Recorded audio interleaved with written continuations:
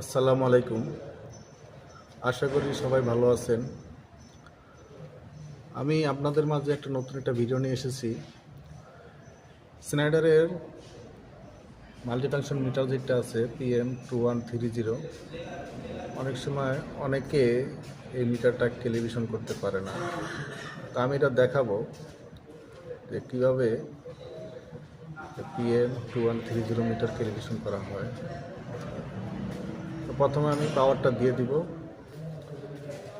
তো এই যে এখন আমি পাওয়ার দিয়ে দিলাম মিটারে। এখন মূলত আমার মিটারটা সেট আপ করতে হবে। সেট আপ করতে গেলে ফার্স্টে আমার প্রথমে যেতে হবে এই এই দুইটা বাটন যেটা আছে, এই দুইটা বাটন ফার্স্টে ক্লিক করতে হবে এবং পাসওয়ার্ড চাইবে। পাসওয়ার্ড আমি দিব শুধু 00 জন্য। আমার 00 দেওয়া আছে, আমি জাস্ট ওকে দিয়ে দিব।